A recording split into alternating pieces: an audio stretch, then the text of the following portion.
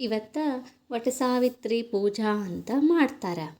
ಇದ್ರೊಳಗೆ ಸಾವಿತ್ರಿ ದೇವಿ ತನ್ನ ಸತ್ತು ಹೋಗಿರೋ ಗಂಡನ ಜೀವ ವೃದ್ಧಿ ಆಗಲಿಕ್ಕೆ ಯಮದೇವ್ರ ಜೊತೆನೇ ಒಂದು ವರ ಕೇಳ್ತಾಳೆ. ಹಾಗಾಗಿ ಯಮದೇವರು ವರ ಕೊಟ್ಟಿಂದ ಆ ಸತ್ತು ಹೋಗಿರೋ ಗಂಡ ಮತ್ತು ಜೀವಂತ ಬದುಕ್ತಾನೆ.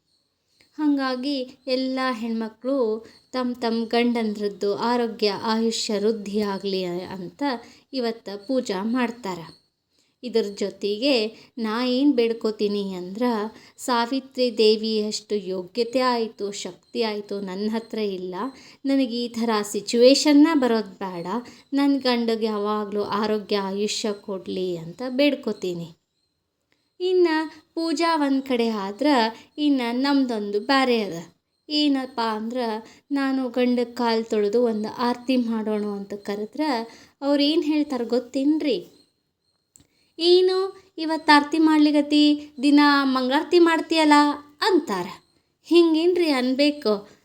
ಅದಕ್ಕೆ ಈ ವರ್ಷ ನಾನು ಒಂದು ಉತ್ತರ ರೆಡಿ ಮಾಡ್ಕೊಂಡೆ ಬಿಟ್ಟೀನಿ.